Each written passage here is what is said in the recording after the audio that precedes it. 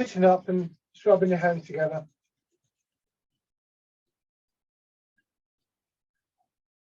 Tapping over your face.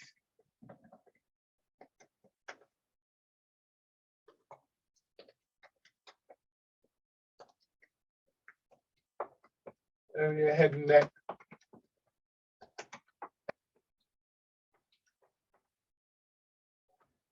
One shoulder. Arm.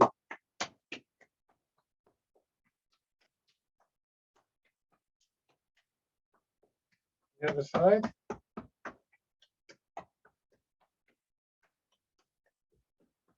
Up your chest.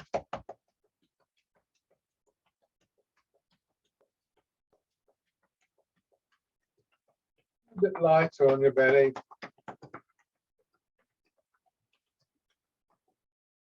And your legs.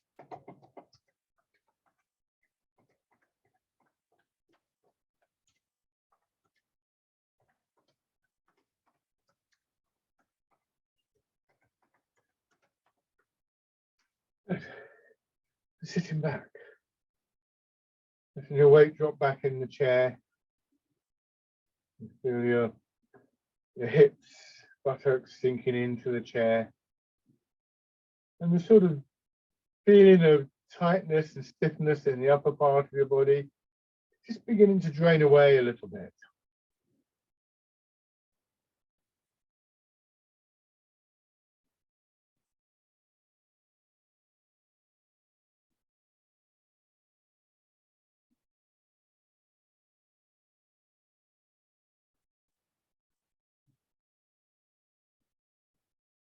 Notice any change in your breathing. Sometimes it just naturally deepens. Sometimes it will slow down a little bit.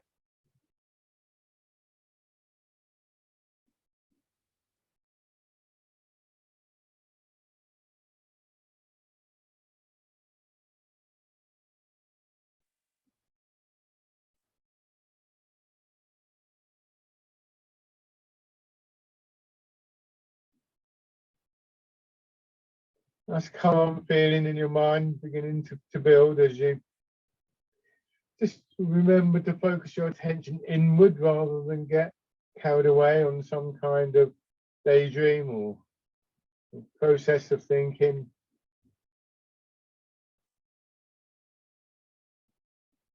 Bringing your feet in below your knees and see how that just encourages your body to come upright a little bit. Tilt forward, so a little bit of weight in your legs. You'll feel that more if you can sit on the front, towards the front of your chair. The problem there is always going to be that might cause a straining in your back. If you start to feel that, do sit back. You won't get as much of a feeling of support from your feet, but it will still be there.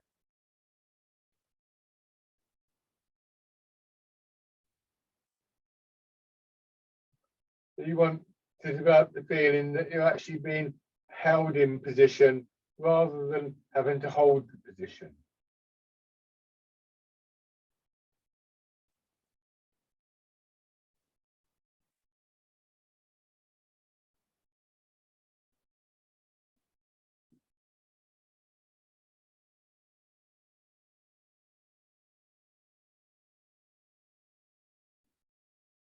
Now, just letting the shoulders drop.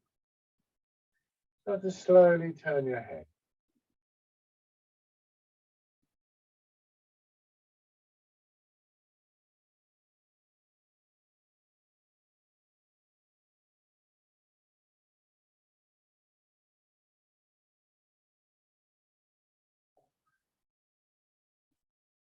Just using these earlier movements to help you to work with just a smooth way of moving, not strained, not moving too far.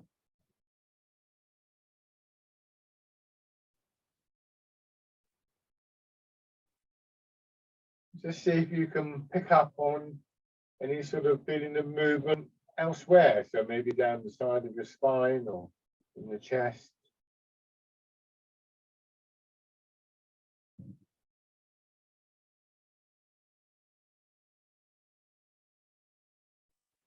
And then hands on your shoulders and circling back. Same idea. So in addition to the obvious sort of benefits of going through the different joints and getting them to loosen up and mobilizing them, comes this sort of awareness of how we want to move and how it is possible to move like that by making use of the different connections within your body.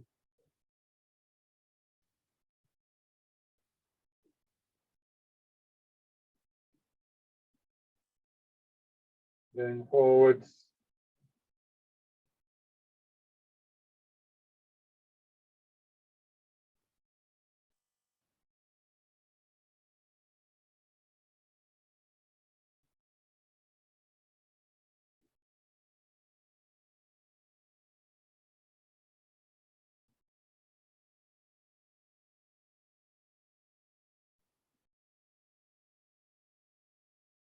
Good.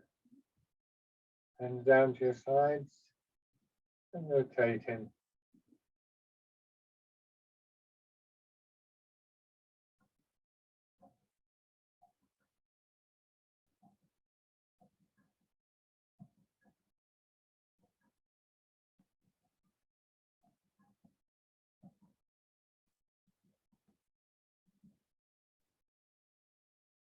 And then raising your hands, so you're winding up silk thread.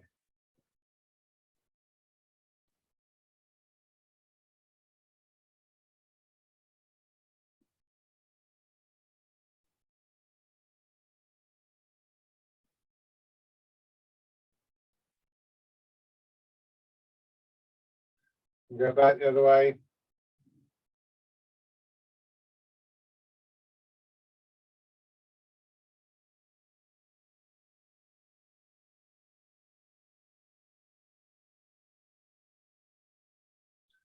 Rest your hands. Tilt forwards, so the pelvis just rocking, legs filling up, and then pushing you back. So you're dropping forwards into your feet.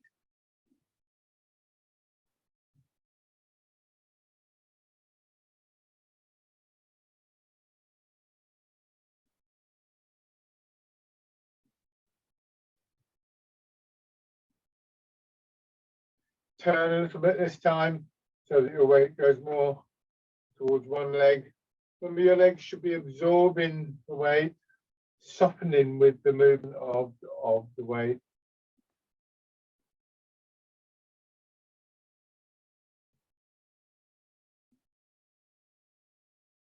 And turn the other way.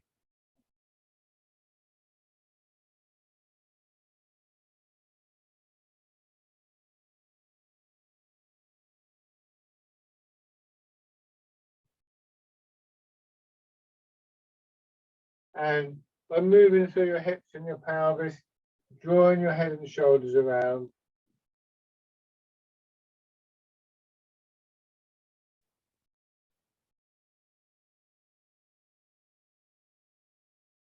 And that soft feeling in your spine.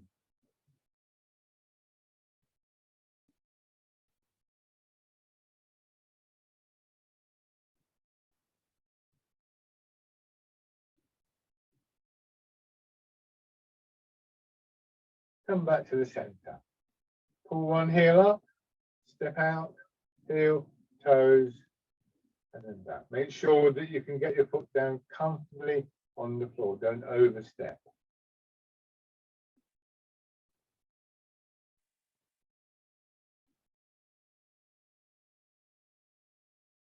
On the other side.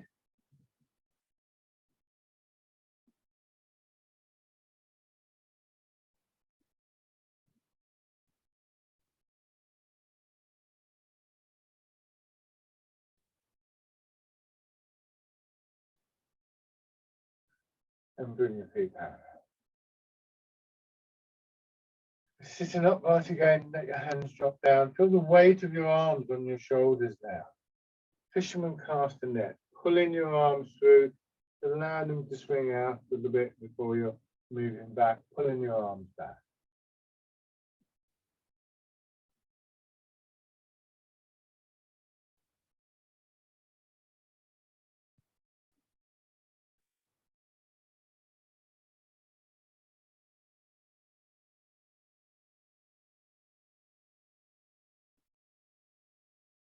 So don't strain to push your arms out, rather let the movement, the momentum do that for you. Just focus on getting your weight moving and making sure that nothing's sort of blocking that movement in your back or your shoulders, especially in your arms.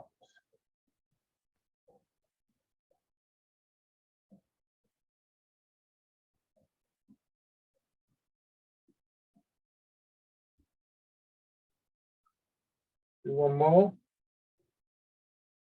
This time imagine a ball behind your arms, underneath your arms, and you're just sitting back, pulling the ball over towards you.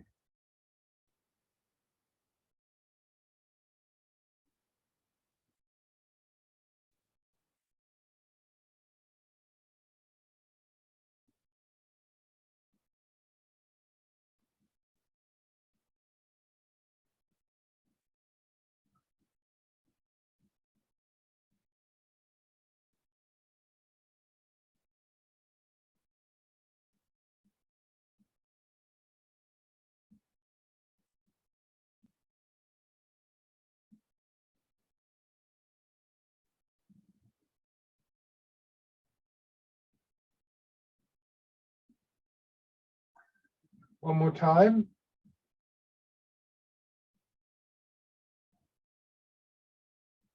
And pigeon spread this way.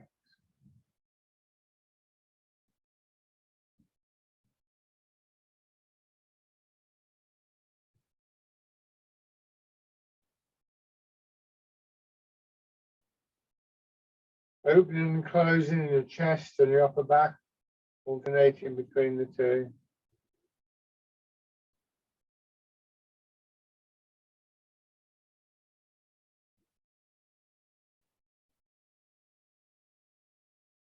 And then this time, sitting back, and it's just your elbows that go out now. It's opening the chest again, keeping your hands sort of on target, as it were.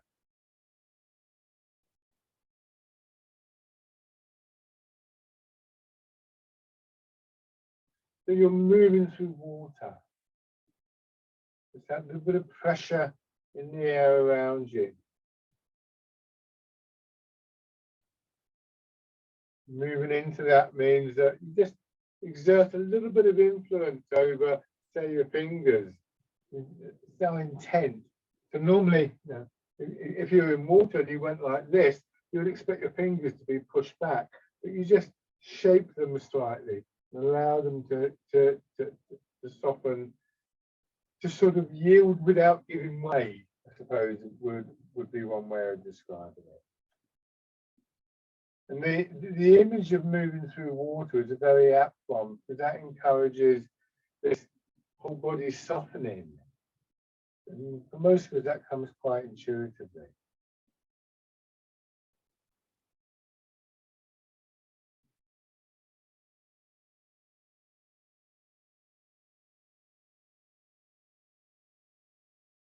And then changing, so hands rolling into a hollow fist. This time, the elbows don't go out, but there's a rotation that seems to absorb a lot of the movement back into your body and then release it.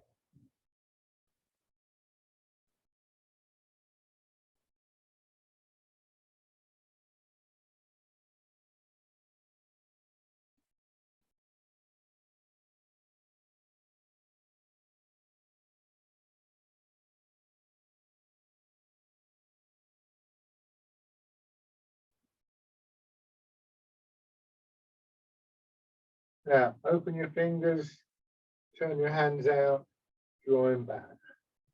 Again, opening the chest and bringing your fingers in as the chest closes. Think back to where we were just rotating the arms.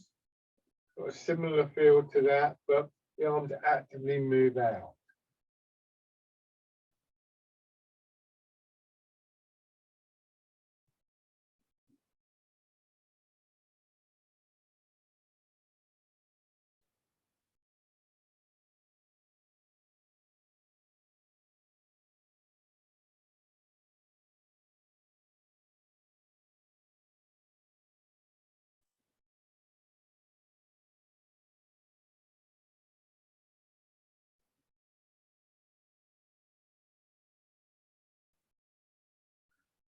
Coming back one more time. And then polishing the table, hands palm down, using your hips, feeling your hips sink back in the chair. The back and your shoulders and your head just extending forwards, complemented by your arms just easing out a little bit. But nowhere in your body should you be stiffening up or straining.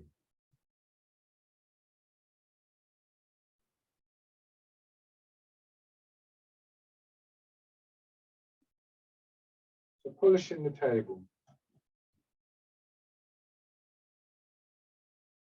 Sweeping around, but not overextending your arms.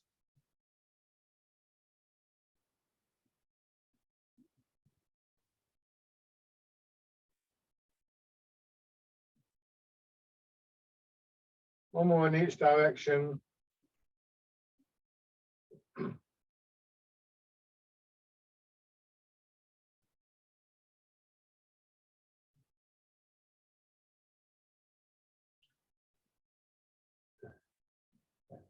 Turning your hands palm up. Pushing down through your feet and your hips. Creating an upward movement of your arms. Follow.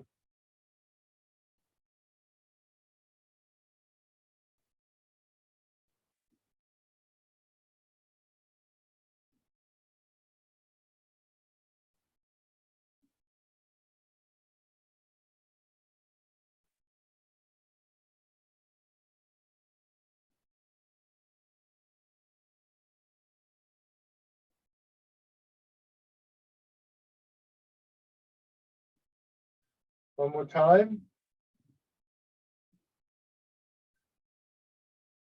Just trying to focus a little bit on that downward movement in your feet and your hips so you don't lose track of it. Enthusiasm for moving your arms. Your body expanding, pushing your arms outwards.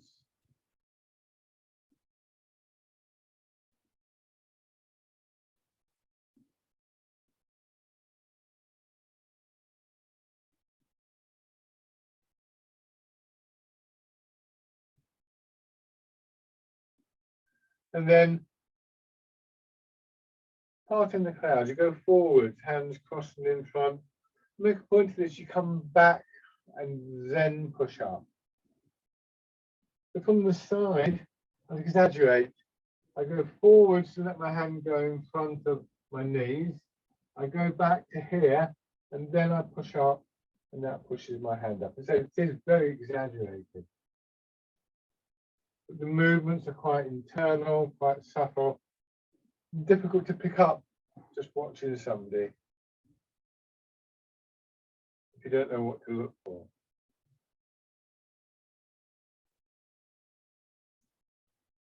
Once you've got it, you'll recognize a very distinctive feel to the movements.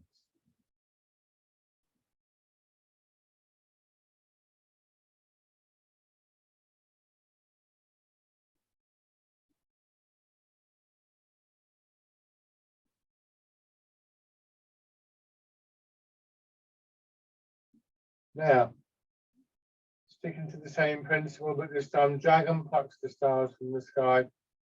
It's expanding through one side of the body. Imagine this area here as the center of the expansion. Pushing up and down and sideways, all directions.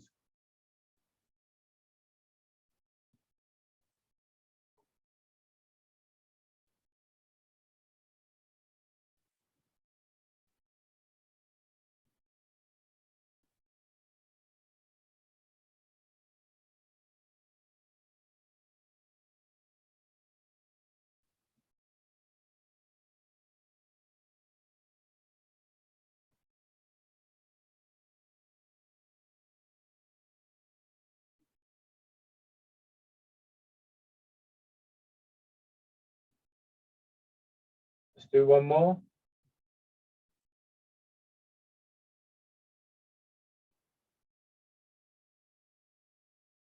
And changing both hands.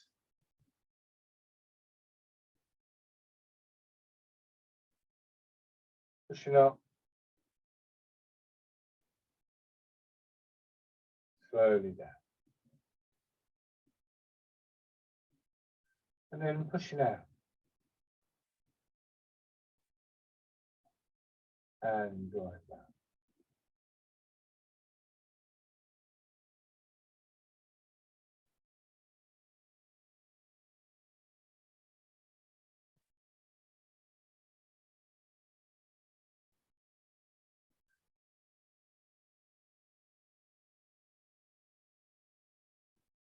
So alternating between the two directions, feeling the movement of expansion and contraction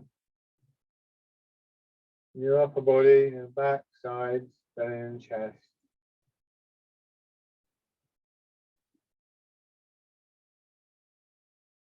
Push out, turn gently in the middle of your body, hips to waist.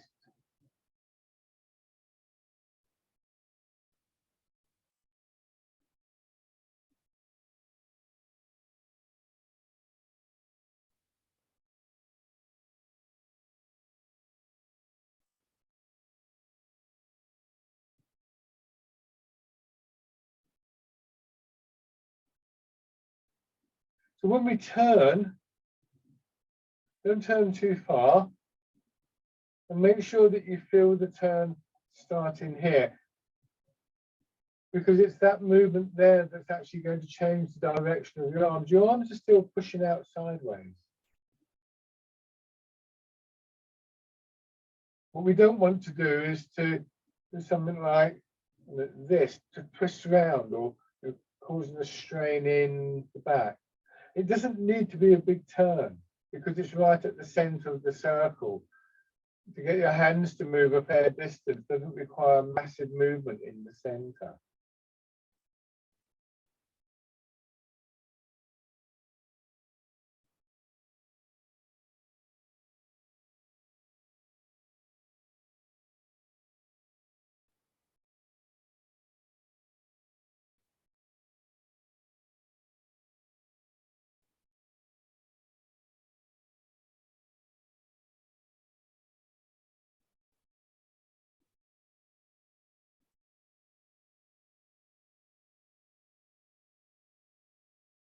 This time as you push your hands out, one foot extended, your knees just a little bit bent, scooping the sea and looking at the sky.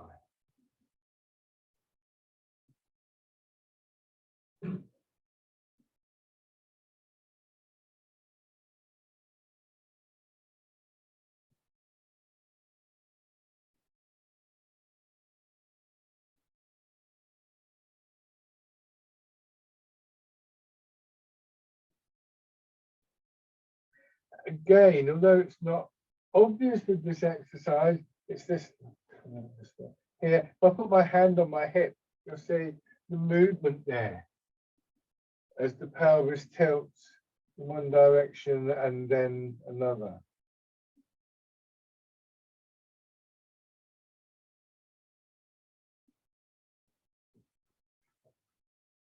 One more time.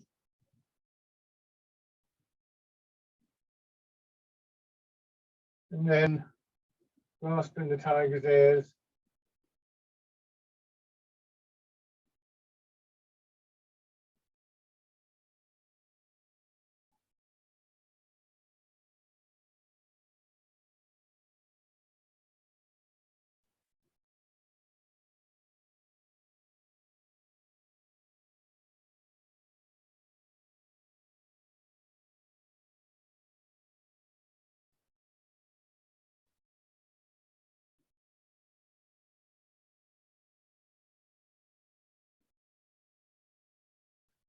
Change sides.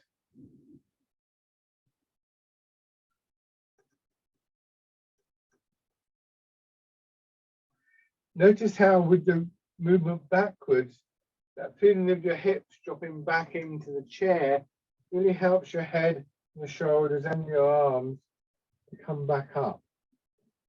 Just rather than trying to lift your head up, think of your head being pulled back.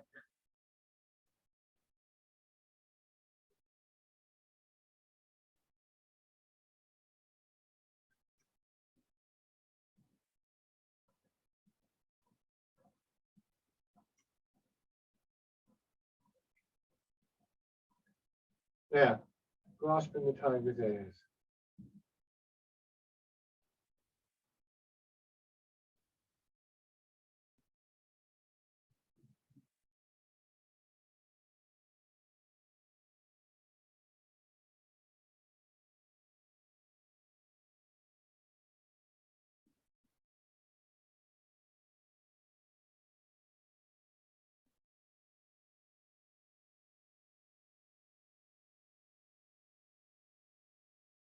One more time.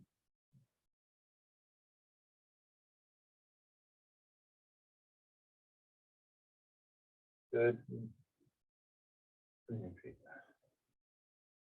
And again, just feel that the way that your hips drop back into the chair. This is something that we want to try and develop in the standing exercises as well. It's actually a very natural thing to do when we sit. When we go to sit in the chair, we generally do this, and then we just sit back. And if you think about that feeling of sitting back with the legs extended that we do right at the beginning, it's very common. You sit down in the chair, it's like, oh. So what's moved your head? You haven't gone like this. It's your hips that are dropping back. And obviously, in a chair, that's probably more subtle. The effects are probably more subtle than they are standing. But if you can practice that idea, if you can get that idea in the chair, you find it very useful when you come to do the standing, because it's one of the principal ways that we get to and maintain an upright stance without straining, without stiffening up. So moving your weight forwards and backwards again, and remembering to just prioritize that sense of your hips, your back of your pelvis, lower back, dropping back into the chair, and bring your hands up. Sorry, to bring your head up. It would bring your hand up. And that's one of the key connections we want to make in Tai Chi.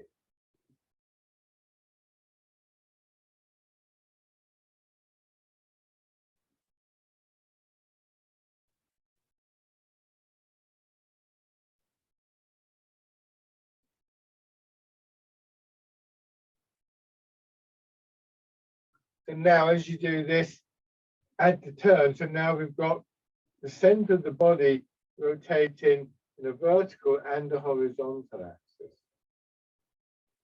The combination takes your head and your shoulders to one side, towards one knee. Now it's important to get this accurate. You don't want to be out here somewhere. Here, I'm pulling out the chair and I'm straining to stop it happening. Here, my foot is being pushed into the floor. It's reasonably comfortable still.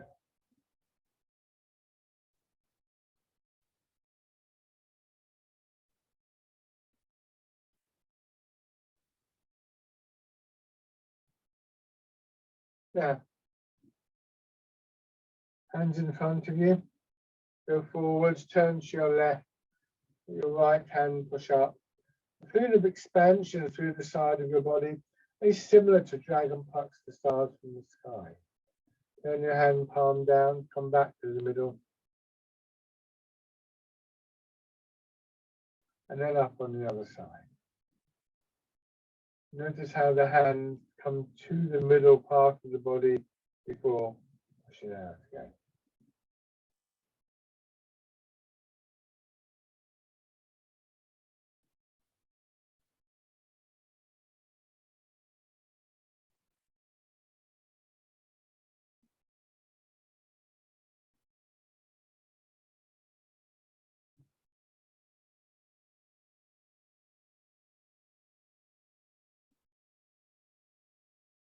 Now rest your hands.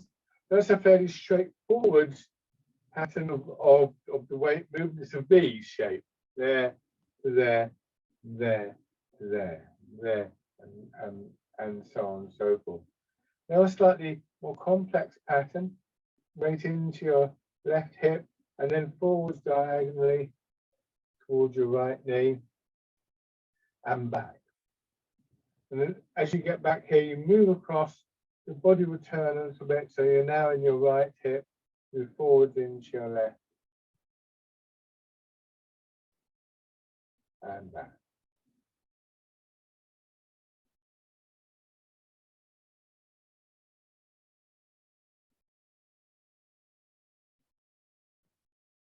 So you've just kind of got a cross with a line underneath it. Hands in front of you. Just let your hands follow that movement.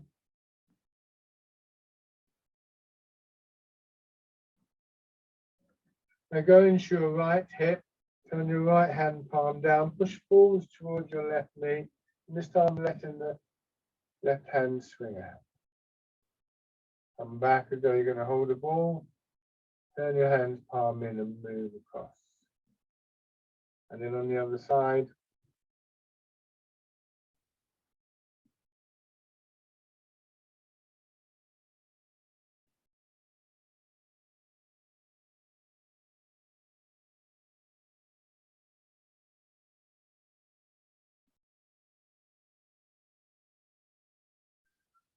So again,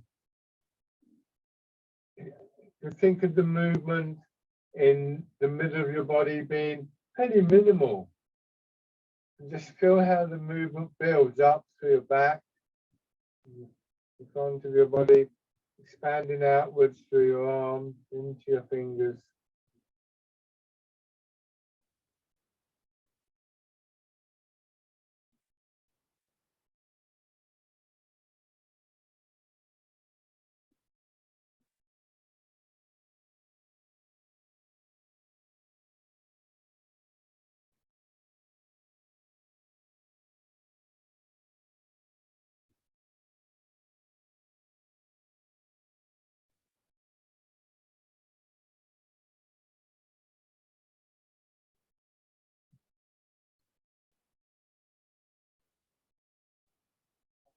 One more time.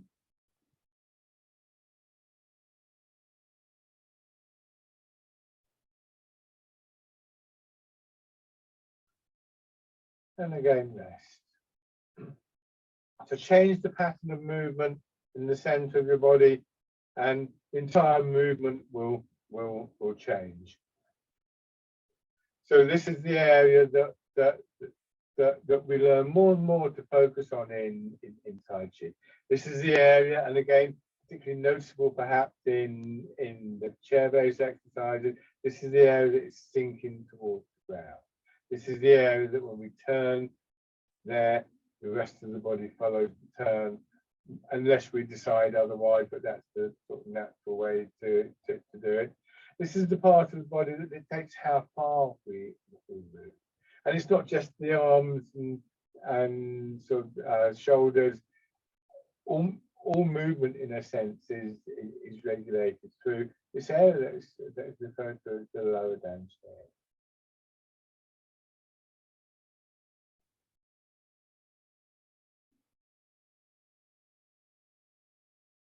Now, once again, rubbing your hands together.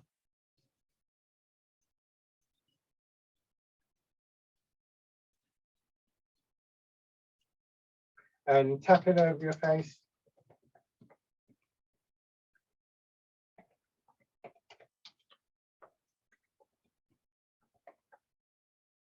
Over your head and neck.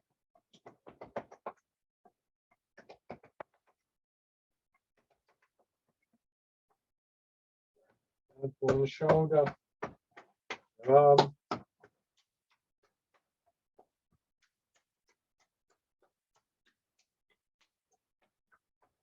The other side.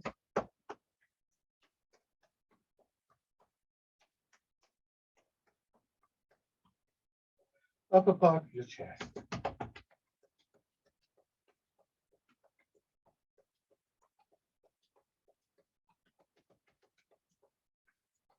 Right on your belly.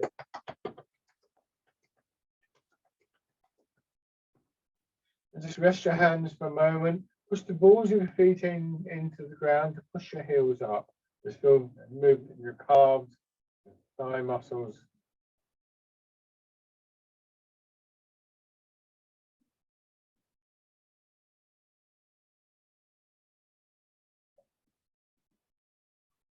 And then going around Feel the movement in your hip joint.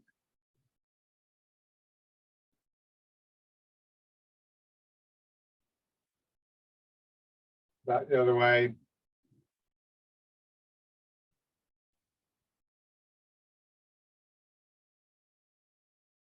And then tapping your legs.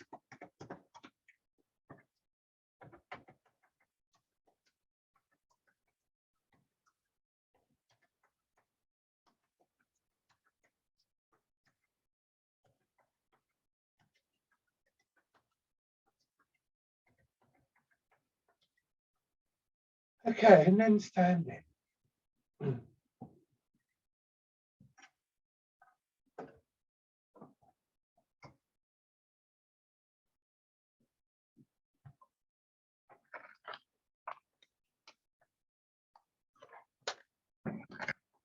So when we take the standing posture, ideally what we get, and this may not be comfortable for you at the moment, but try it every now and then.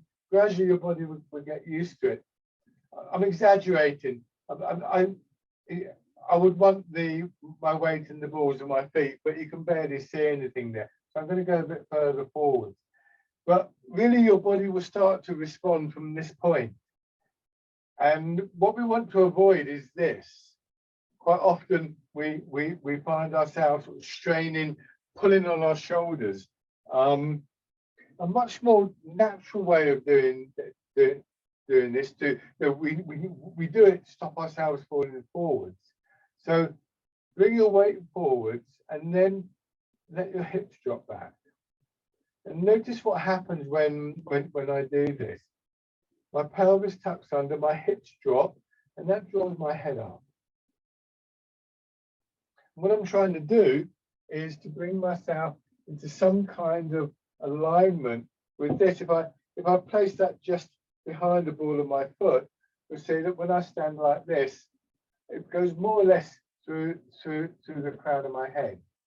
If I tilt forwards, I've gone away from this. So I come back to it, not by doing this, you can see what I've done to my back now, but by doing this, by sitting back. And that brings me back to that line. So ideally, you would have your weight just behind the ball of each foot. As I said, it may not be comfortable at the moment, but you want to gradually build up to encourage this sitting and the dropping of the center of gravity. One of the interesting things about this stance is that, again, if I demonstrate, I go forward, and they'll actually teach you this in mobility exercises. I let my shoulders go forwards a little bit, and I take a step because my center of gravity is beginning to move forwards. So it's quite a convenient way of actually taking a step. That makes sense. You don't, rather than straining to sort of push your foot forward, you just let gravity pull you forwards, and your legs swing through. There has to be some kind of balance to that, though. We'll look at that in a moment. But the point is here that with my weight forwards a little bit, I've got almost enough energy being generated to take a step. But I don't want to take a step, so I just let my hips drop back. You may just feel your lower back opening a little bit, and that settles me. So I've got almost enough energy to take a step, but I don't have to take the step. So it's quite a kind of energetic posture that we're taking here. So now let your hips sink down a little bit more, bring your hands around and pushing up and pressing down.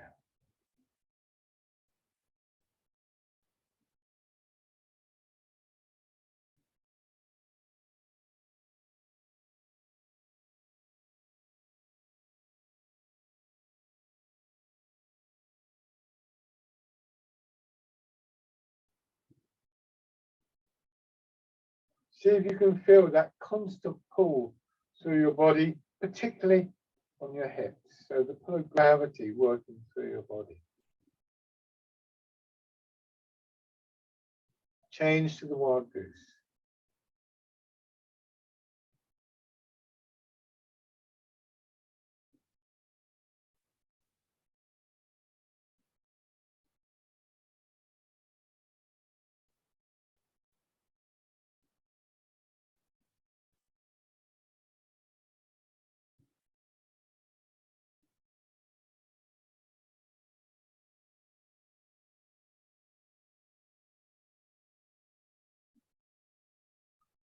One more time.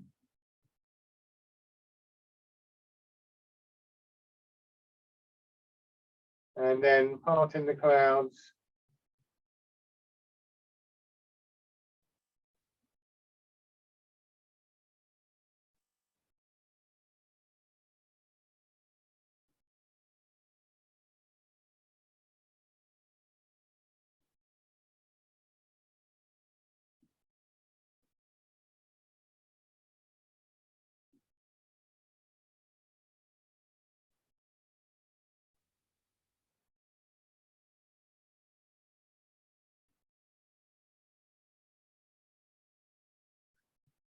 One more time.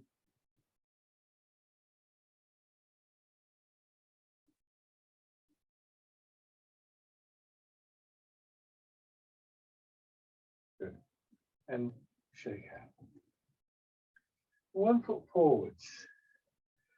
So when we transfer our weight into the front foot, we want the weight to stop just behind the ball of each foot. We don't want to be sort of back in our heels. We want to be in that position where we're quite kind of alert. Similarly here, when we sink back, we want the weight to settle just behind the ball of the foot. It's quite tricky going backwards because when we go back, the first part of the foot that takes the weight is going to be the heel. And at that point, if I go back any further, I will stumble backwards, of course. There's nothing there for the weight to go into. 2 elements to sort of remedy that. One is to make sure that your pelvis stays level. If I'm back in my heel like this, you see my pelvis is tilted. If I do this, it brings the weight to the correct place. The other is to know where you want the weight to be. So your intent has to be correct. Just raising your toes and your hips. Again, being careful not to lean or to forwards or backwards or to tilt your body.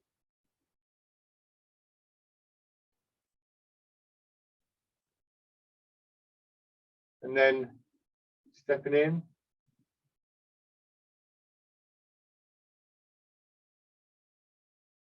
You can just put the toes down, stabilize yourself here if you wish. It's quite useful because you can just take a moment to make sure that you're in line. You are, of course, trying to get to be in line over the supporting leg. If I grab the stick again and see there, what I want to do is I get to here, I go forward, and it hasn't quite reached that point where I want it to be. The heel comes off, the stick moves a little bit more. By the time I get to here, it's in the correct position. Same thing going back, it goes to here. It's not quite accurate because it should be down there rather than to the side. Then this goes and then there. And you can see progressively there it would go, if it was down through my body, it would be going through just behind the ball of the foot. So change over. So we're maintaining this line, this alignment with pull of gravity all the time that we're moving. It's important to know that, when we do that, partly it's because we're moving from the ground, we're not leaning forwards to move, and partly due to this feeling of the hips dropping back.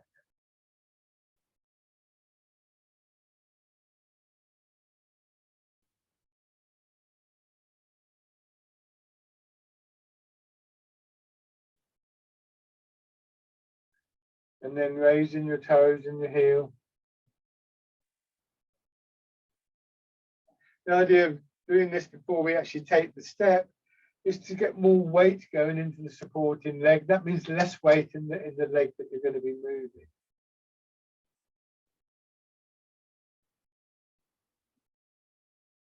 Stepping in.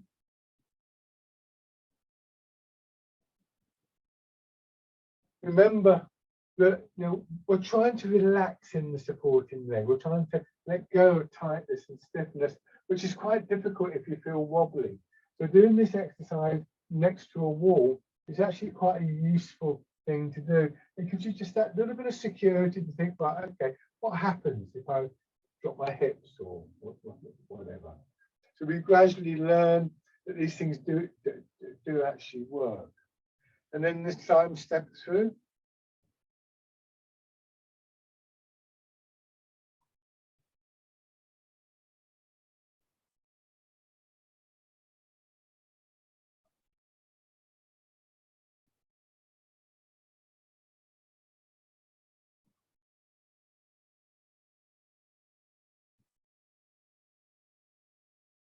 And then going back.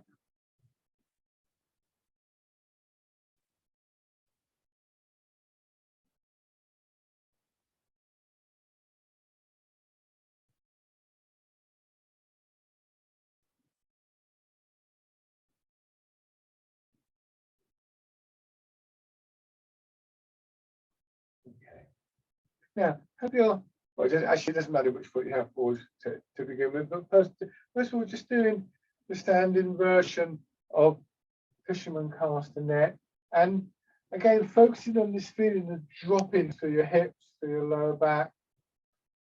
As you settle into the front foot, that's when your arms would swing forwards, or the opposite way around. It's not so obvious; they don't swing so far going back though, so probably easier to focus on what's happening in the front foot to begin with.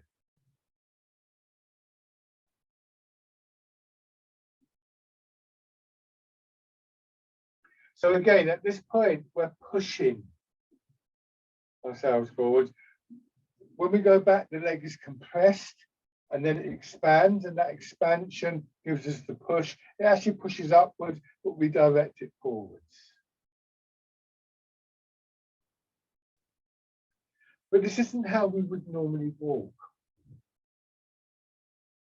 Normally we do angle forwards very, very slightly, as I said.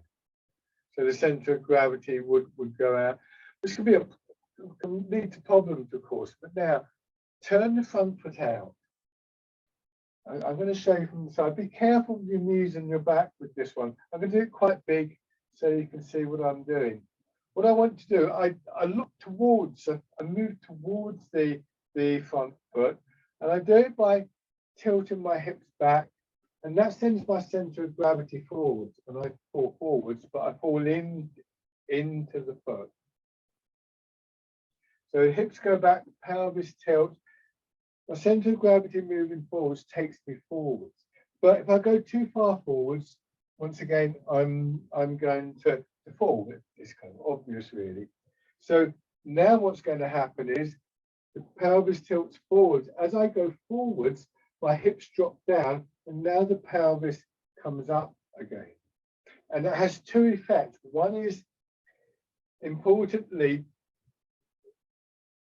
this alignment of the pelvis, once again, this realignment of the pelvis, centers the weight just behind the ball of the foot, really pushes the weight into that. So here, I've got a, if you like, I'm falling forwards almost, but here, I'm stopped from falling forwards, and everything locks into place. And it also brings my head and my shoulders up. And then when I bring my arms into the movement, they will also follow. So building that movement up, moving towards your front foot, tilt forward, be very careful with your knees and your back, move forwards, and then just let your hips drop back as though you were sitting in the chair again.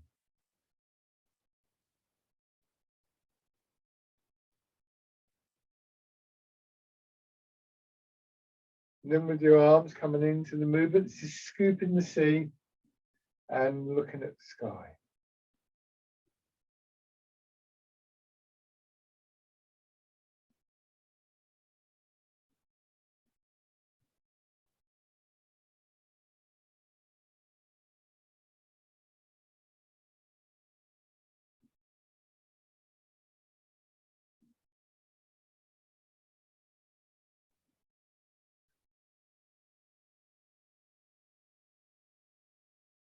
So this exercise potentially offers a link between the sort of meditative walking that we do in these classes and sort of everyday movement, everyday walking.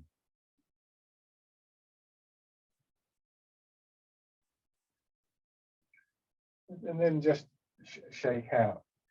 Focusing on the hips in the way that I've been talking about, and practicing the idea of letting your hips drop back actually becomes a habitual thing, and we're just naturally much more stable. But we've also got that advantage of the momentum of the pull of gravity taking us forwards. Without the hips dropping back, there's always going to be a chance that that's kind of overdone, shall we say, and pulling us too far forwards.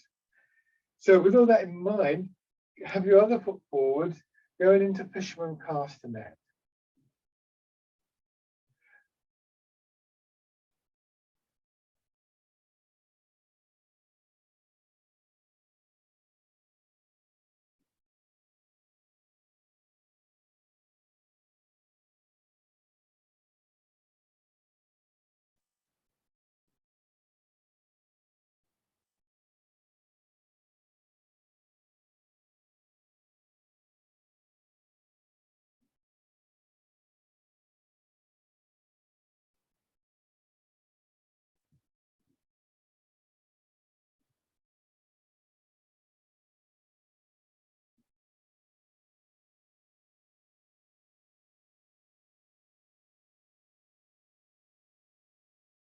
And then sit back, turn the front foot out, try it without the arms first of all, tilt forwards, don't lock this knee, feel yourself being drawn forwards, but also feel your hips being drawn down. So we're using gravity in various ways. We're using it to help us propel us forwards, but also to put the brakes on, as it were. So another advantage of focusing on the hips and exercises like this is that if we do have a little trip or something like that, we're used to this way of just dropping down. Then with your hands following the movement, scooping the sea and looking at the sky.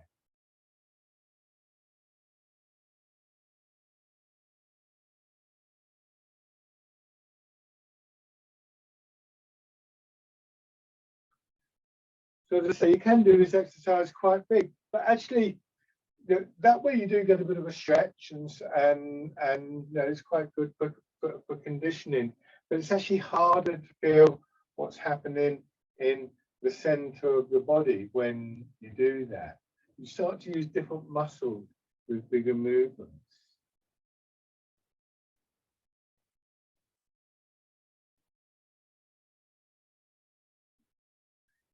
Good, and then bring your feet parallel. So scooping the sea, looking at the sky. We do it in the chair as well, of course. But seated or standing, it helps to train functions that are really quite crucial for our own mobility.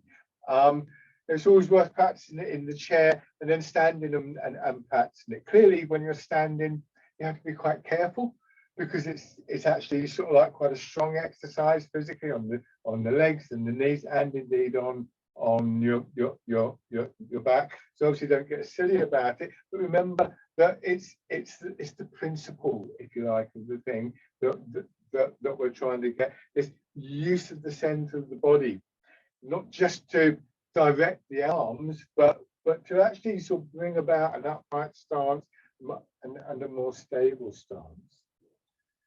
Now, just from the parallel position, turn your left foot out a little bit, go into the left foot, let your arms swing around, feel that spin with your hips dropping down, step and push forwards. Let your arms swing down towards your hip. So as you bring your knee through, your hips are dropping back.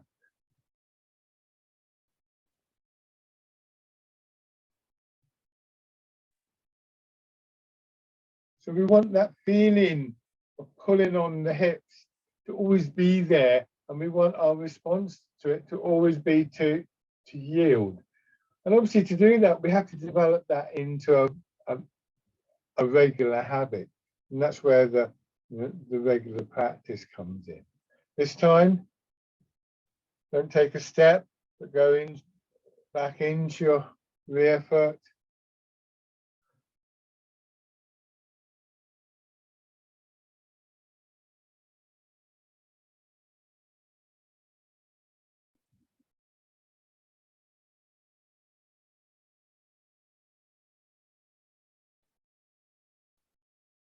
One more time.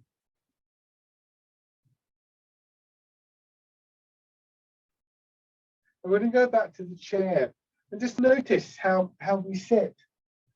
You know, we have a chair. We put the chair where we want it to be, or maybe it's always there. We tend to do this, don't we? We lean forwards, and that pushes our hips back. Or in Tai Chi terms, it's the other way around. We just push the hips back. We're above the chair. We go down, and then the pelvis rolls back, and we're in the upright position. So when we're standing, I mean, when we're doing the chair-based exercises, it's obvious. But this position here, when we do this, or even this, the phrase that we often use is that we sit into the hips. There's a sense in which your upper body is sitting down into your hips, if you like to think of it like that. In the chair, I sometimes say to people, as though somebody's sitting behind you, sort of pulling on your belt, pulling you back into the chair. Let your hands drop down.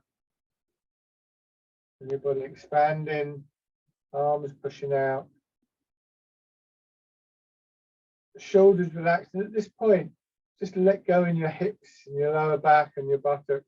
See how that brings your hands around and in and down. It will bring your hands around because you're familiar with the movement.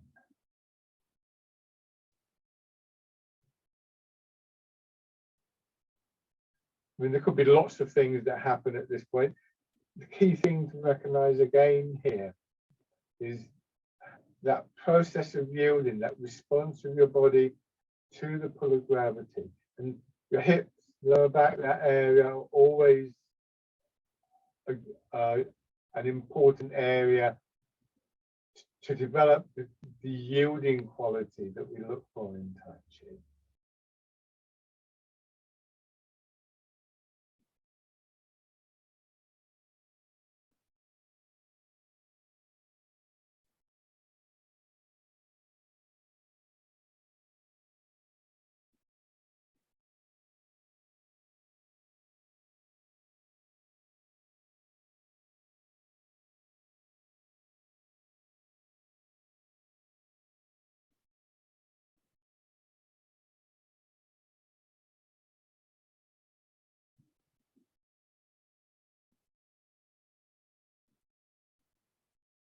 One more time.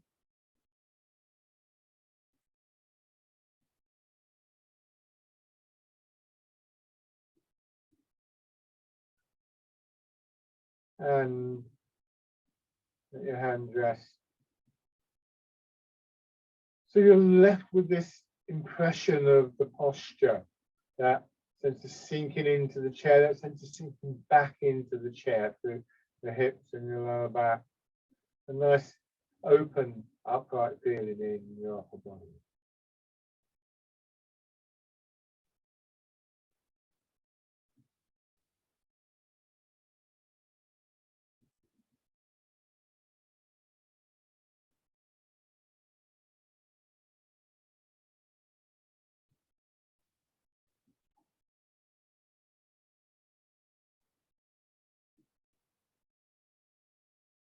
And just open your eyes. Lovely. Once again, that went very quickly for me. So, but think about that. We went into quite a lot of detail about the hips. I think it's an important area to think about for our own mobility and our own stability. It's only really quite a small movement, quite a small change, and yet it has quite a profound effect. Thank you very much, everybody. Thank you. Thank you. Thank you. Lovely. Enjoy the rest.